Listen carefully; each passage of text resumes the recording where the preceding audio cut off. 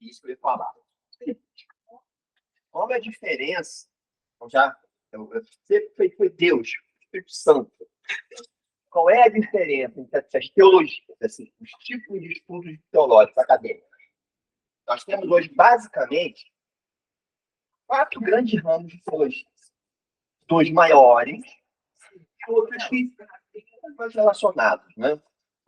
Existe a chamada teologia sistemática. Teologia sistemática, quando você vê as doutrinas da Bíblia. Por exemplo, a doutrina da Trindade. Você não tem um capítulo na Bíblia, essa doutrina da Trindade. Ela se mostra em todos os livros, né? Que no Gênesis você tem a doutrina da Trindade, lá no Novo Testamento muito. As manifestações. Então, isso, a teologia sistemática pega essas doutrinas e sistematiza. A teologia bíblica, você vai estudar os livros inteiros da Escritura. Então, é a seguinte comparação. Teologia sistemática, como se estivesse olhando a floresta toda. A teologia bíblica está olhando a árvore. Está olhando a árvore. Então, a teologia bíblica vai estudar a aliança. Então, vai vendo o livro de Gênesis, Êxodo, Deuteronômio, Levítico, Deuteronômio, aliança. A sistemática, ela vai pegar a aliança, por exemplo, com doutrina. Então, ela vai ao mesmo tempo. Gênesis, Novo Testamento. Entenderam a diferença? Existe a chamada doutrina, a teologia aplicada, prática, que mostra, assim, a doutrina aplicada no dia a dia. Então, por exemplo, apologética, que é a defesa da fé, aconselhamento cristão, onde você pega os ensinamentos da doutrina, da teologia sistemática, da teologia bíblica e aplica a prática, né? Existe a teologia histórica, a história da igreja, a história da... Né? E a filosófica. A filosófica é onde você pega os pensamentos, né, dos homens, onde eles se encontram e se afastam das escrituras, a filosófica. Mas os 2 grandes ramos da teologia são a teologia sistemática, que a gente está vendo muito aqui, e a teologia bíblica. E a teologia sistemática, ela não estuda tanto os 10 mandamentos, por quê? Porque não chega a ser uma doutrina dos 10 mandamentos. É a árvore. Então, gente, eu comecei a nossa aula aqui, a oração não fazendo fim, né? Perguntando para vocês qual a importância de a gente estudar os 10 mandamentos. O que são os 10 mandamentos? Vocês viram no livro 1, ele coloca de forma muito interessante os pensadores ali, né? Vamos ver aqui a pergunta 8. Qual é a lei de Deus declarada dos 10 mandamentos? O que vocês acham disso aí? Vamos lá. São regras. São regras que o homem tem que seguir, não deixa de ser. Né? Basicamente, 10 mandamentos, isso aqui foi muito estudado. Uma pessoa que é algo que eu sempre cito aqui todas as aulas, Calvino. Calvino foi o sujeito, talvez na história da igreja, que mais destrinchou e estudou isso aqui. Nos institutos ele dá uma ênfase enorme, né, para isso. Basicamente, os 10 mandamentos são um resumo. É um resumo do quê? Da lei moral de Deus. Um resumo da lei moral de Deus. É basicamente isso aqui, o que Deus requer do homem.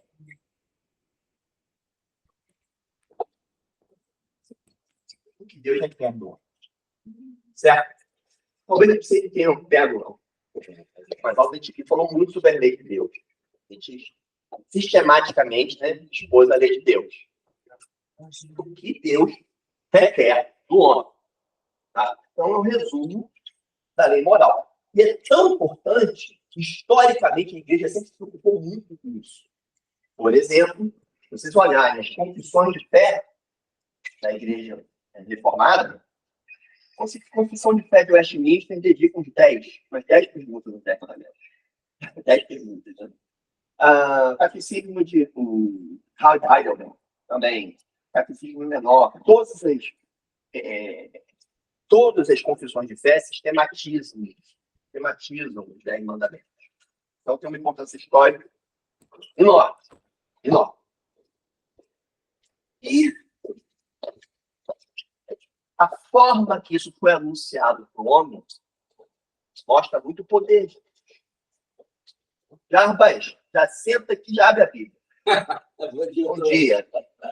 Já senta e abre a Bíblia aí. Hoje nós vamos estudar os 10 mandamentos. Tá? Então vamos lá. Ó, Jarbas, abre aí Êxodo 19, do 16 ao 19. Êxodo 19, do 16 ao 19. Vamos lá. Um dos dois jovens aqui vai abrir, por favor, Êxodo 19, do 16 ao 19. Vamos lá. Êxodo 20, do 1 ao 18. Vamos lá. Vamos lá. Ao amanhecer do terceiro dia, houve trovões e relâmpagos, uma extensa nuvem cobriu o monte, e ouviu-se forte sopro trovão, de maneira que todo o povo que estava no arraial se tremeu de medo. E Moisés levou o povo para fora do arraial ao encontro de Deus. E puseram-se ao pé do monte. Todo o monte de Sinai fumegava, porque o Senhor havia descido sobre ele em fogo. A fumaça subia como fumaça de uma fornalha. Todo o monte tremia com violência. E o som da trombeta ia aumentando cada vez mais. Moisés falava e Deus lhe respondia no trovão. Presta atenção, antes da gente ver a próxima passagem. Olha a forma que Deus anuncia a sua lei moral. Né?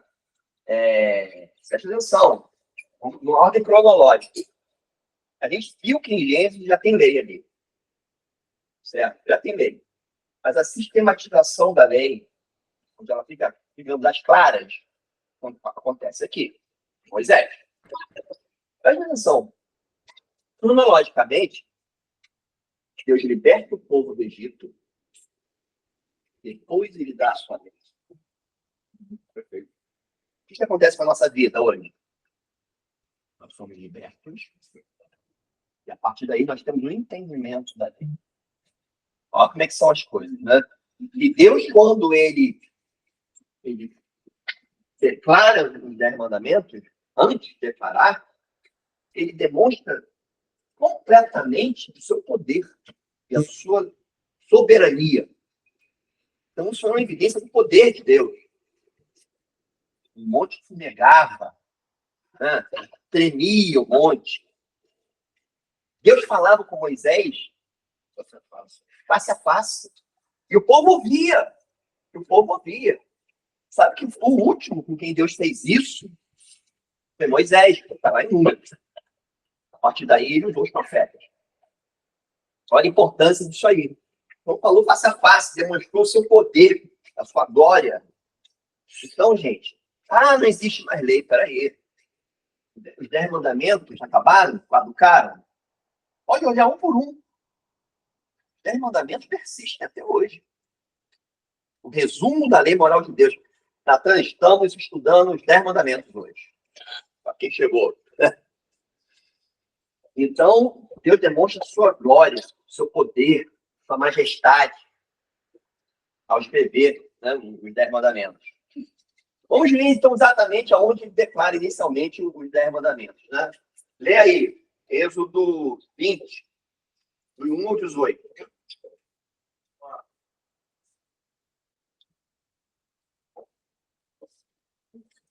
1 ao 18. Então Deus falou todas essas palavras.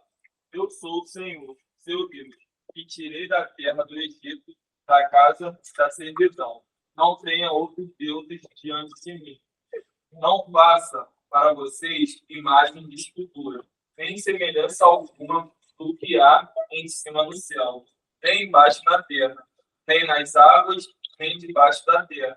Não adore essas coisas, nem preste culto a elas. Porque eu, o Senhor, seu Deus, sou Deus de orgulho, que visito a iniquidade dos pais dos filhos, até a terceira e quarta geração daqueles que me odeiam. Mas faço misericórdia até 1000 gerações, daquela que me ama e me guarda os meus mandamentos.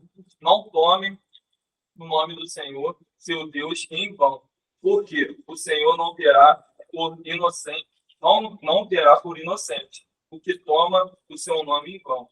Lembre-se do dia de sábado, para o santificar. 6 dias vocês trabalhará e fará todas as suas obras. Mas o 7º dia é o sábado, dedicado ao Senhor, seu Deus. Não faça nenhum trabalho nesses dias, nem você, nem seu filho, nem a sua filha, nem o seu servo, nem a sua serva, nem o seu animal, nem um estrangeiro das suas portas para dentro. Porque em 6 dias o Senhor fez os céus e a terra, o mar e tudo o que nela há. Ao 7º dia descansou. Por isso o Senhor abençoou o dia de sábado e o santificou. Honre o seu pai e sua mãe, para que vocês tenham uma longa vida na terra, que o Senhor, seu Deus, lhe dá. Não mate, não cometa adultério, não furte, não dê falso testemunho contra o seu próximo, não cobice a casa do seu próximo, não cobice a mulher do seu próximo, nem do seu servo, nem a sua serva, nem o seu boi, nem o seu jumento, nem coisa alguma que pertença ao seu próximo. Todo o povo presenciou os trovões e relâmpagos, o som da trombeta e o monte fumegante. E o povo, observando, tremeu de medo e ficou de longe. Até o 18, né? Foi, né? Vocês têm alguma semelhança? Quando Deus dá os 10 mandamentos, a terra treme, o céu fica escuro, trovão, quando Jesus morre, ele vai estar consumado. A grande diferença é as tábuas de 10 mandamentos ficavam no Santo dos Santos. Quando Jesus morre, ele rasga o véu. Nós temos hoje um acesso a Deus e a sua lei moral eterna de forma muito alegre, né? Assim, é uma alegria. Né? Nós passamos a amar isso aqui. Né? Então, gente, presta atenção. São 10 mandamentos. Deus escreveu esses 10 mandamentos em 2 tábuas. Lê aí. Êxodo 31, 18. Vem, já. Êxodo 31, 18. Quando o Senhor acabou de falar com Moisés no Monte Sinai, deu a ele duas tábuas de testemunho, tábuas de pedra, Escritas pelo dedo de Deus. Isso aí que nós chamamos de escritas pelo dedo de Deus é um termo de teologia que é um antropomorfismo. Esse nome difícil, eu vou explicar o que é isso. O antropomorfismo é quando você confere coisas humanas a Deus. Por exemplo, Deus não tem dedo. Deus não tem dedo. Deus não tem mão. Para que nós entendêssemos a revelação escrita, ele nos escreve assim, ele fala assim na escritura. Ele escreveu com o dedo dele. Deus sorriu. Foi uma coisa do Moisés. Não. Foi na cabeça. Foi ele, com o poder dele. Qual que é? É como você fala com uma criancinha, assim. Como é que você fala com a criança? Você fala em termos muito difíceis? É o meabá, né? O Budadá. É a forma que Deus se revela para a gente na Escritura. Nós não teríamos capacidade de entender a revelação de Deus se ele não tivesse um antropomorfismo. Então, isso é um antropomorfismo. Entendeu? Então, escreveu com o seu dedo 2 tábuas. Queria perguntar para vocês, por que 2 tábuas? Por que não escreveu tudo, resumidamente, numa tábua só? Isso o Calvino estudou muito no Instituto, tá? É a questão de que não se refere à nossa relação com ele e outras coisas. O pessoal está ficando afiado aqui, né? Na nossa escola bíblica. Estou formando teólogos, hein, Luísa? Nós estamos formando teólogos aqui. Exatamente isso. Na primeira tábua, ele escreveu os 4 primeiros. Certo? Na segunda tábua, ele escreveu os outros 6. Né? Quer ver uma coisa interessante, já? Para você que gosta? Ó, tem um negócio interessante aqui. Vou pegar aqui uma passagem que você vai gostar muito. E aí, para mim, Lucas 10, do 25 ao 37. Uma leitura um pouco longa, mas vale a pena. Lucas 10, do 25 ao 37. Vamos lá. Jesus, ele não só se aproxima dos 10 mandamentos, ele não apenas Lucas 10, 25. Lucas 10, do 25 ao 37. Tá. Jesus, ele é o próprio. É a própria lei. Eis que um certo homem, deve da lei, se levantou com o objetivo de pôr Jesus à prova. Espera aí, um minuto. Vou parar você assim devagarzinho. Um homem intérprete da lei. O que era isso? Era um fariseu, que era um especialista em lei, era o mestre da lei, quem ia nas sinagogas e dava aula sobre a lei. Ele sabia essa lei da Torá, ele se lia cada letra. Cada letra ele sabia. Ele tinha domínio sobre isso. Né? Vai. Mestre, o que farei para herdar a vida eterna? Então Jesus perguntou, o que está escrito na lei? Como você a entende? Bom, o que está escrito na lei? Jesus, ele não veio contra a lei, não, cara. Jesus veio para cumprir. Se você é o cara, me explica aí. Vamos lá, você é mestre da lei? O que eu faço para herdar a vida eterna? Nem problema não, caiu um lenço. O que eu faço para herdar a vida eterna? Para ser salvo? Você que é fariseu, dá aula disso na sinagoga, você que dá aula de escola bíblica, dominical da igreja, o que eu faço? O que você já veio? Você que é bom? Vamos lá, você que sabe. Vamos lá. Ame o Senhor, seu Deus, de todo o seu coração. Respondeu, né? De toda a sua... isso ele respondeu. Ame o Senhor, seu Deus, de todo o seu coração, de toda a sua alma, com todas as suas forças, de todo o seu entendimento. E ame o seu próximo como você ama a si mesmo. Ponto. Espera aí. Ame o Senhor, seu Deus. Como? A si mesmo. Não, ame o Senhor, seu Deus, com todo o seu entendimento, com toda a sua força. Hã? 2, 3. Primeiros 3 mandamentos. Né? Amarás a Deus acima de todas as coisas. Né? Não fará imagens de esculturas, né? de nada que seja semelhante no céu ou na terra. Não terá outros deuses. Olha bem, os 3 primeiros mandamentos. Né? Certo? Continua. Aí, depois, ame. Não, ame o seu próximo depois. Vamos lá. Ame o seu próximo como ama a si mesmo. Ame o seu próximo como se fosse você mesmo. Nada mais é, resumidamente, os outros 6 mandamentos. Não matarás. Quem ama o próximo como você? Você quer que alguém te mate? Então você não vai matar o próximo. Não conquistarás a mulher do próximo, ou qualquer coisa do próximo. Você gostaria que fizesse isso com você? Então você não vai fazer no próximo. Então é um amor não egoísta, é um amor puro pelo próximo. É um amor com empatia, né? E um amor por Deus acima de todas as coisas. O primeiro que ele cita é Deus. É a base de tudo.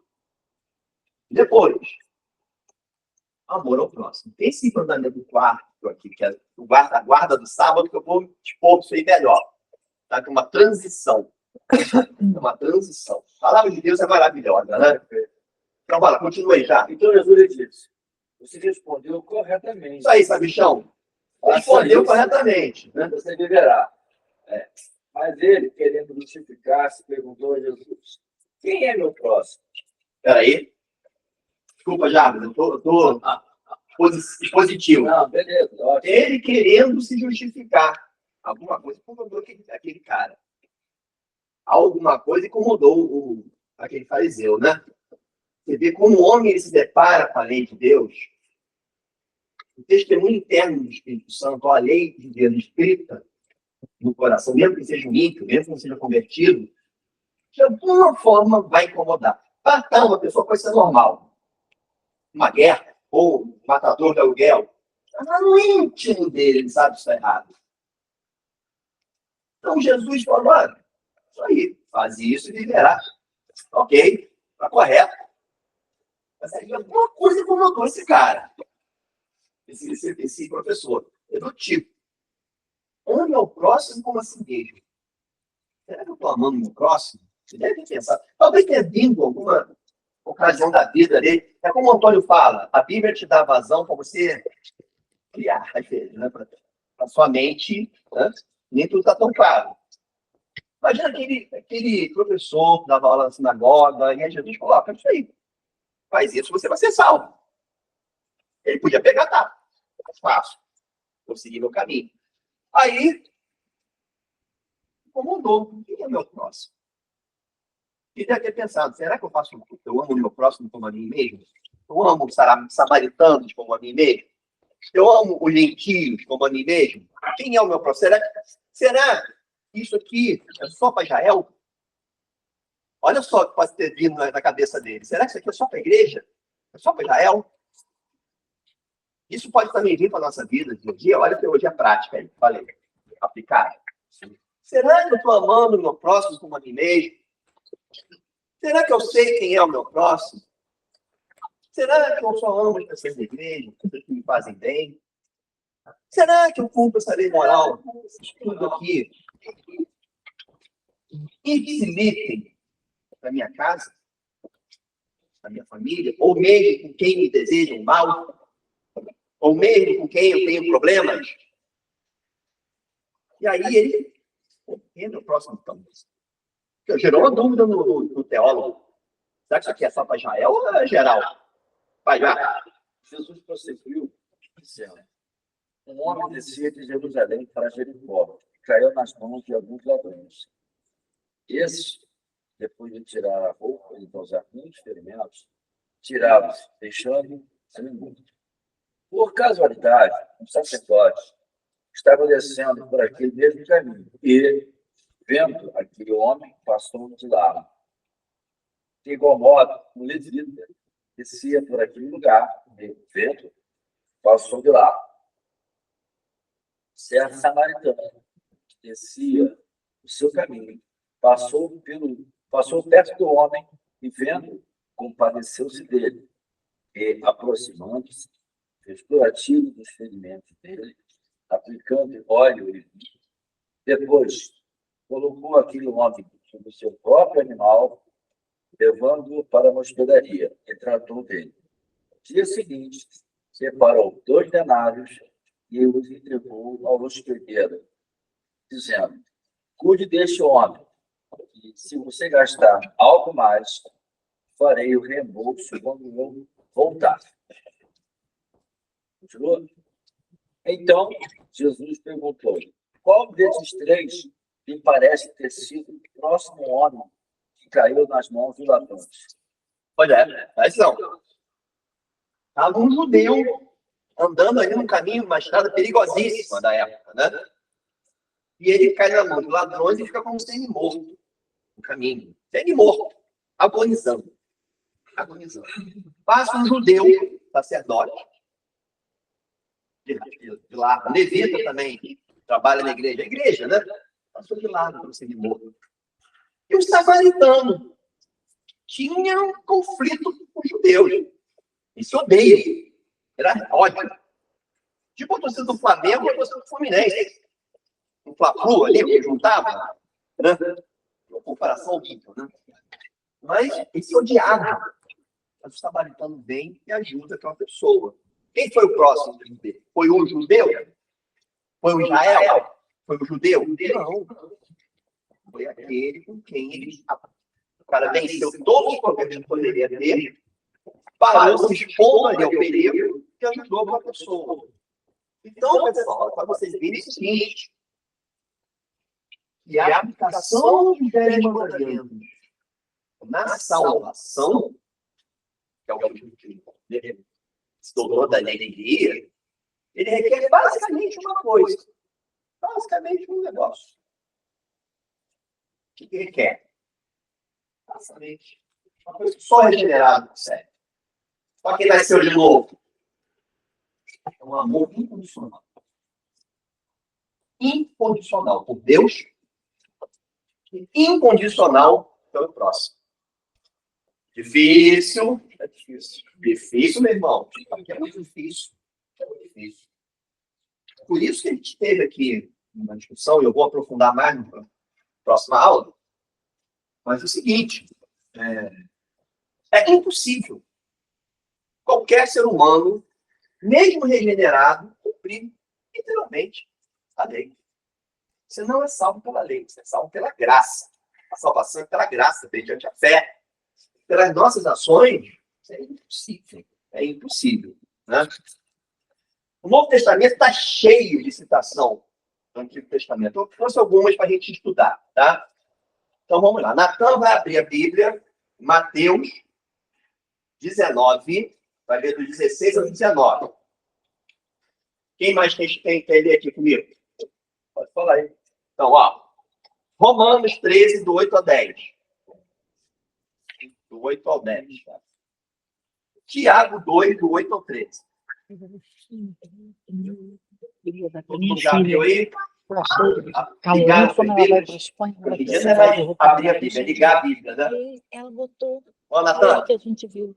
Ele está com Esse alguém defeito. chegou perto de Bem na Jesus frente, o e babado. consultou. Ele é diferente mesmo. Mestre, o que Ah, poderia sim. fazer de bom para ganhar Ele a é vida eterna? desencontrado. Questionou Uma parte mais Jesus. alta, outra parte mais Por que me baixa. pergunta É, a Todos respeito eles. é do minha que é todos bom? eles são Todos assim. eles são assim. Há somente É o um que é modelo bom. dele. Se queres entrar na vida eterna, obedeça aos mandamentos. Quando eu vestir o meu, você vai Ao ver, que ele ele fica. perguntou, Mas aí depois você vai quais? usando, ele vai Jesus ficando lhe mais respondeu: caído. Aí no Não corpo nem matarás, parece. não adulterarás, não furtarás, Ele não é darás desencontrado. falso testemunho, honra Começa teu um pai e aqui. tua mãe, que e o outro amarás lá. Teria teu próximo como problema a ti eu te mesmo. devolver ele? Veja bem, Jesus falou exatamente Ao aí próximo bazar, porque ela fecha Falou o isso, bazar, talvez. fica tudo fechado Né? até o próximo Porque não bazar. subia. Não não, funciona. eu De ética deixo com você. cristã, Tá, é o 10 mandamentos, nem são os 10 mandamentos. etiqueta não. Próximo. Vamos lá, Romanos. Romanos. Não fiquem devendo nada a ninguém, exceto o amor de uns para com os outros. Pois quem ama, próximo, Deus é a lei. Pois estes mandamentos: não cometa adultério, não mate, não isso, e qualquer outro mandamento que houver, todos esses que se resumem nessa palavra: ame o seu próximo, pois se ama a si mesmo. O amor não pratica o mal contra o próximo, portanto, a lei é o amor. Veja bem, como que eu faço para cumprir completamente a lei? Um amor incondicional, perfeito. E nós não somos capazes de fazer. Assim, capaz que eu digo, pela influência do pecado. Deus nos criou capazes de fazer. O pecado deturpou muita coisa. Né? Próximo, Tiago. Todavia, se cumprir conforme a escritura, a lei real, amarás a teu próximo como a ti mesmo, bem É isso. fazeis. Mas se fazeis exceção de pessoas, cometeis pecado. E sois verdaderos pela lei como transgressores.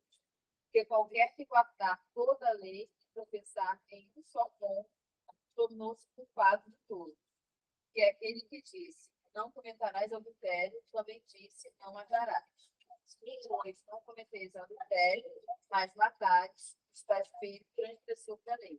Assim falai e assim procedei, como devendo ser julgados pela lei da liberdade. Seu espírito será sem misericórdia sobre aquele que não fez misericórdia, e a misericórdia triunfa. Bem, a misericórdia triunfa do juízo. Foi o que Tiago, irmão de Jesus, pegou para ele o seguinte: os 10 mandamentos. Eu cumpro os 10 mandamentos. Se você tropeçar em um momento sequer da sua vida, em um deles, olhar para a mulher do seu próximo, desejar o mal, um segundo da sua vida, você já tropeçou em todos. Sabe por quê? Isso aí está no livrinho, no devocional. Porque Deus requer um cumprimento perfeito disso tudo. Porque senão ele vai contra ele mesmo. Se Deus é perfeito, se Deus é completamente, eternamente justo, ele não tem como tolerar um tropeço seu. Um tropeço. Então, pela lei, desculpe, gente, mas pela lei nós estamos condenados. Assim, uma coisa que é muito sutil, se bota a palavra amor, né? E às vezes nós temos esse engano de sempre fazer o amor, você olha o amor, a relação pai, filho, da família, entre amigos, entre o grupo, que nem você fala, meu próximo, né? Quem é essa próximo? Aí esse é o problema. Por exemplo, eu fiquei muito impactado até hoje no pensamento, um texto sobre aquela mulher que cometeu suicídio. Quer dizer, as pessoas não perceberam, ela começou a perder. Percebeu? Ela morava no prédio, tinha um filho autista. Só foram perceber quando nem ouviram o tiro. Só que começou a exalar mau cheiro. Vamos pensar nisso? Ela tinha marido, sozinha ela não ia conseguir aquele filho. É triste, né? Quer dizer, ele abandonou a mulher, eles eram separados. Então você imagina o drama daquela mulher. Ela chegou a um ponto que ela não aguentou mais. E outra jogada lá no texto, ela falou assim: você imagina o desespero, só que quando chegou lá, estava na sala, estava no quarto, ela foi tão eficaz na morte, que ela botou a arma na boca e atirou. Ou seja, não tem erro. Ela certificou que estava morto, agora só eu. E botavam na boca, para evitar que a resvalasse e ela ficasse viva. Você falou é muito profundo. Tem uma profundidade muito grande. E muito boa para a gente identificar aqui. Sim, nós temos que amar, a cumprir os mandamentos, amar a Deus acima de todas as coisas. E amar o próximo como a nós mesmos. Né? Quando você tira a sua vida, é lógico, com que mire antes de você morrer, a questão de salvação, eu vou falar uma coisa bem clara. Eu estou com medo de um parente meu não ter sido salvo, porque não se converteu. Não tem como você julgar ninguém. Sim, sim. Porque naquele segundo antes de falecer, você pode aceitar Jesus, você pode se arrepender dos seus pecados e Deus vai ter a misericórdia, suplanta a lei que a gente acabou de ler. Não dá para julgar ninguém, mas quando você atenta contra a sua vida, quando sua vida, você fez o quê? Não matarás. Sim, matou. O não matarás do hebraico é não assassinarás. Você se assassina no auto-extermínio. Né? Então, irmão, essa pessoa que se matou, houve uma transgressão por amor. Amor é assim mesmo. E você não pensa no próximo. Tá? Fala alguém aqui que tem, eu tenho depressão. Eu tenho muito difícil na minha vida, já tentei. Sei que é isso. Sim. Então, foi muito difícil isso. Isso. Muito difícil. Então, amar o próximo como a si mesmo. Então, se você não ama a si mesmo, você não vai conseguir amar o próximo. Né? Agora, não é um amor egoísta a si mesmo. É um amor a si mesmo com obra, máquina da criação de Deus. Com imagem e semelhança de Deus. E amor ao próximo. Né?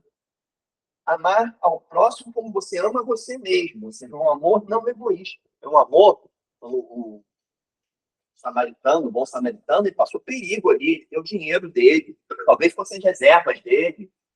Ele estava ali com um judeu, com quem ele tinha problema. Isso foi o próximo, isso foi amar o próximo. Então, como o Jarbas está falando aqui, a mulher ficou cheirando mal ali, o cadáver dela, e ninguém se preocupou com ela. Isso nos leva ao seguinte, a uma sociedade hoje que nós vivemos, transgride isso aqui o tempo inteiro. Transgride, é uma sociedade que não tem ética cristã. E vou me colocar nela, muitas vezes eu mesmo. Estou vendo a pessoa passando necessidade, eu não ajudo. Eu estou transgredindo. E olha bem, a lei de Deus ela é pura. Né, gente? Vocês viram que Jesus endurece o negócio. Um mandamento desse você não cumprir. Você quer ver que a gente não cumpre às vezes? Não usará o nome de Deus em vão. Vamos lá. Sabia que você é conhecido como cristão?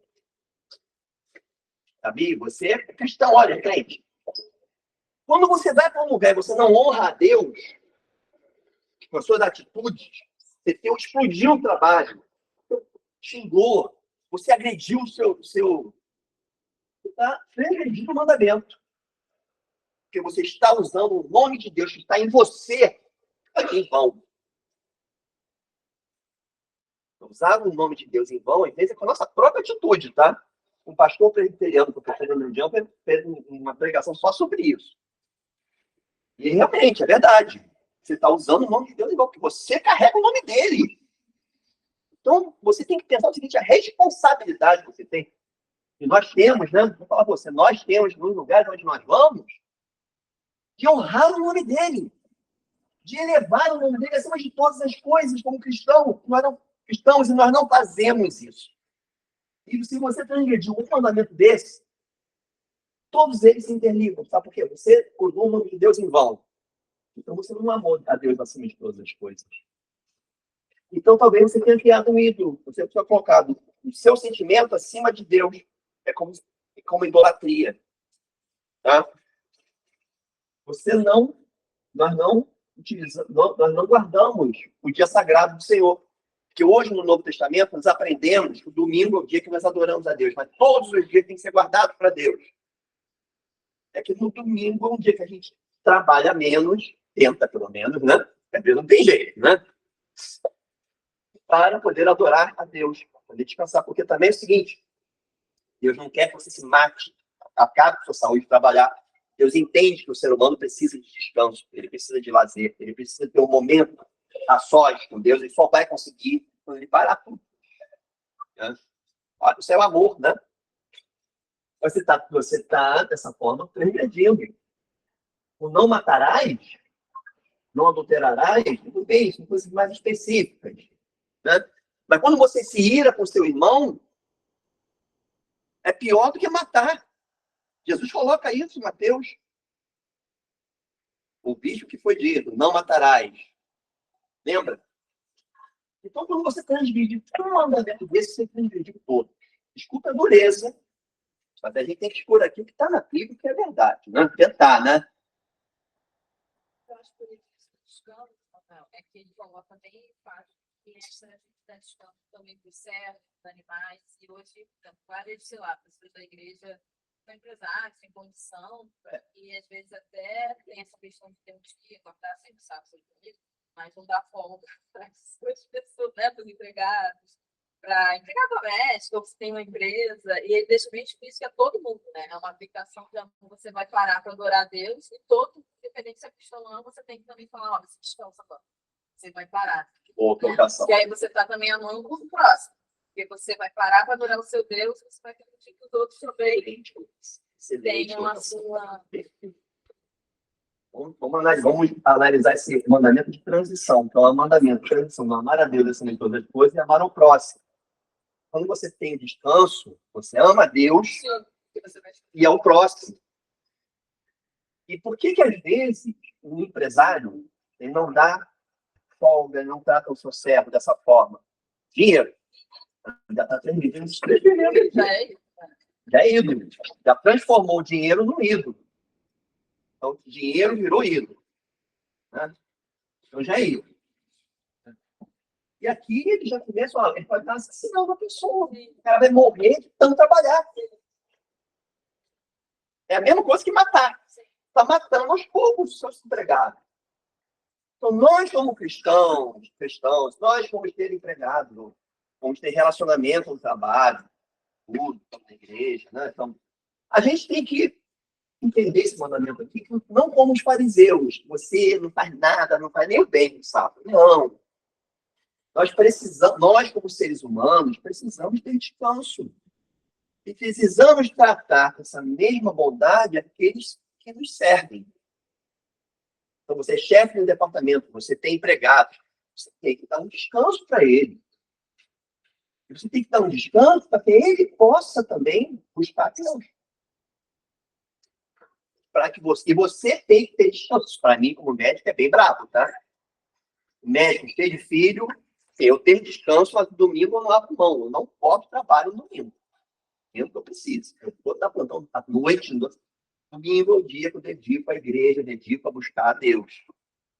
Tá? É um dia onde eu paro tudo e eu tenho mais momentos de descanso para minha família. A gente precisa disso. Como eu tenho descanso para me relacionar mais intimamente com Deus. A gente precisa. Agora, uma coisa, o Novo Testamento também desmistificou isso. Todos os dias são domingos. Vocês têm que ter relação com Deus todo dia. Nós temos que ter oração, um momento de oração com Deus todos os dias, buscar Deus todos os dias. Mas um dia você pode guardar como uma forma especial, mas não vai ser como um adventista, eu não faço nada. Não, isso é impossível. Você pode estar numa comunhão maior com Deus. Você falou uma coisa muito legal, porque não só para você, mas para o próximo. Você tem que dar descanso pro próximo. Às vezes eu vejo lá um médico, eu vejo que ele está estafado, eu dou uma folga para ele. Já fiz isso. Não que eu seja melhor que ninguém, não, mas eu dependo da graça de Deus. Né? Hoje comecei a ler a Bíblia, né? Estudar, e que Deus tomou minha vida completamente. Eu digo para ele hoje. Ele não fala, né? Assim, a coisa que eu penso, que você falou uma coisa que a gente não deve se irar, eu concordo com você. Tá? Mas, por exemplo, você está andando de carro, o cara te fecha, você vai explodir, mas não é o seu intelecto que está fazendo com você explodir da pessoa. Você está fazendo isso. É isso que eu estou falando. Eu acho que o perigo que a gente tem que tomar cuidado é quando o meu intelecto produz um pensamento, entendeu? Você falou, de querer aproveitar de alguém. Meu intelecto está dizendo, olha, estou fazendo uma coisa, eu estou me aproveitando daquela pessoa, eu estou tirando dela, aí isso sim. Mas preste atenção, mas no susto é porque a sua natureza. Não sei, mas é o humana, susto que você leva, é isso que eu estou falando para você. Mas é que você não fez por livre, espontânea vontade, você não esperava aquilo. É difícil a gente estar andando, a gente não é um robô com sistema de defesa. Não, mas esse susto que você tem, que te faz pecar, é que você tem um pecado encolado na sua natureza humana. Aqui, ó, Paulo falava de amor. Tive que Tito, Timóteo, ele fala assim, Alexandre, o ferreiro, me causou muitos males. Olha, o Senhor dará retribuição de acordo com o que ele fez. O Senhor. Sim, mas é o que eu estou falando. Ele, percebeu, Alexandre? Olha o que ele fala aqui, Paulo. Estou falando. Ele não queria o mal do cara, mas ele falou o que ele fez. Que ele sentiu, né? É isso que eu estou falando. Mas tem um segundo passo, você deu do carro, tá? Você xinga no momento, mas aí você vai parar o cristão. E não vai. Exatamente. O outro vai lá. Exato. Vai ter até uma O cristão, ele vai se arrepender. O Espírito Santo vai incomodar quando você faz alguma coisa. Você transgride a lei. Por exemplo, quando Elias, tudo bem que Antigo Testamento, quando ele foi chamado de careca, ele ficou, né? Aí Deus fez a ursa detonar lá com o garoto. Eu creio que Elias não ficou perfeito, morra, vivo. Não, eu estou falando. Você imagina, o cara ofendeu Elias. Ele ficou. É isso que eu estou falando. É assim, a nossa natureza, né? É como você está falando, a nossa natureza é pecaminosa e nos faz pecar. Porém, nós temos uma coisa que Calvino escreveu muito, que é chamada testemunho interno do Espírito Santo, que nos ajuda a nos arrependermos, a não pecarmos. Né? Então, é impossível, gente, cumprir isso tudo aqui, impossível, ser humano. E é por isso que nós dependemos da graça. Primeiro que eu colocar aqui, sobre. Dependemos da graça de Deus. Você agora acabou de falar aqui sobre não invocar o nome de Deus em vão. Não está o caso daquela mulher que cometeu suicídio. As pessoas falam assim, eu vou orar com você hoje. Será que oraram dela? Eu falar que oraram agora, você chegar lá e ajudar a pessoa. Será que você vai ajudar e cuidar de uma filha era adulto, garoto. Incomoda muito já isso aí. Quando a gente se depara com os 10 mandamentos, com essa lei boa, perfeita, agradável de Deus, confronta. Nós cristãos somos confrontados com isso. Você confronta, é difícil. Agora, o fato é que para ter entendimento dos 10 mandamentos, tem quantas horas, hein, gente? Hã? Tá bom. Para a gente poder entender, é bom entender e viver isso aqui, tem primeiro que ter uma boa compreensão do que a gente está fazendo aqui. Isso que eu estou falando não vem de mim, não, tá? Está na confissão de fé de Westminster, tá? São de perguntas. Agora, tem uma coisa que eu acho muito importante, que é buscar a ajuda de Deus. Senhor, me ajude a cumprir, Senhor, os seus mandamentos, a sua lei. Me ajude a ser um santo, a ser mais parecido com Jesus. Eles precisam de ajuda. Quando eu estou lendo agora um livro com a Luciana Ramos, chamado Exclusão e Abraço.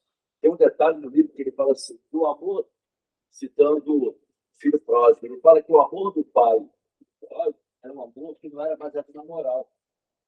Era acima da moral. Porque na moral, ele rejeitava o filho. Entendeu? Então, o amor de Deus, por você, por mim, irmão, o amor de Deus, a misericórdia e o amor de Deus, ele suplanta tudo. É por isso que ele te ama, ele nos ama, é por isso que ele salvou, enviou o filho dele para morrer por nós lá na cruz. Ele suplanta todos esses Ser, mas exercer esse amor e não praticar, meu amigo. E não me peça para explicar isso, tá? Por que Deus amou Manuel? Decidiu na eternidade, no pacto da redenção, salvar o Manuel, um pecador. Não me peça para explicar isso. Não tem. O fato é que ele me ama ensandecidamente. Eu sei disso. Como diria o Antônio, né? É verdade. Então, gente, olha só. Jesus cumpriu toda a lei. Cumpriu os 10 mandamentos. Ele é a própria lei. Isso tudo aqui aponta para onde? Para Cristo. Porque nós precisamos de Jesus para sermos mais parecidos com Ele, para conseguirmos amar. Para amar o próximo como a nós mesmos, para amar a Deus acima de todas as coisas. E aí nós chegamos a... Isso aqui é um caminho de santificação que a gente tem. Então, vamos errar. A gente erra, se arrepende, Deus vai nos ajustando, até a gente chegar um dia perfeito. Não tem aquele provérbio, né? Caminho do Deus, caminho do justo, como a luz da aurora, né?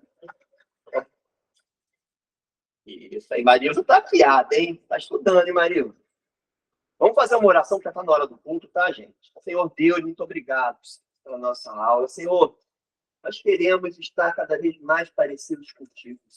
Nós queremos cada vez mais amar ao próximo, Senhor, amar a Ti acima de todas as coisas. Então, ajude a mim e a meus irmãos aqui a cumprir a lei, a sua lei que é boa, perfeita, agradável. A não tropeçarmos, Senhor. Mas se nós tropeçarmos, nós sabemos que temos um advogado por nós. Então, trabalha nosso coração, nos ajuda. Eu te peço pelo culto hoje, onde teremos a ceia, para lembrarmos do sacrifício que tu fizeste lá na cruz por nós, Senhor. E te peço, Senhor, pela vida do meu irmão Dico. Nós vamos orar como igreja, porque tu tens o controle de todas as coisas. Tu estás lá com ele, naquele hospital, visitando ele lá, e ele vai sair bem daquilo ali, Senhor. Nós queremos em ti, Senhor. No nome de Jesus, amém. Gente, vamos orar pelo irmão Dico, que está internado, infartou, está grave. Eu peço à igreja toda que ore por ele, tá? Amor ao próximo, ó. Para ti mesmo, né? Vamos orar pelo irmão, filho. Está num momento difícil lá, tá? Qual é a idade dele? Ele é até os seus 60. Caramba, 4 minutos.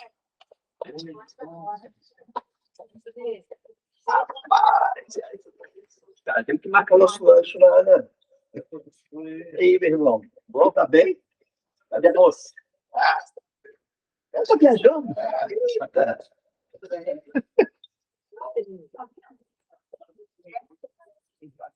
Como é que tá?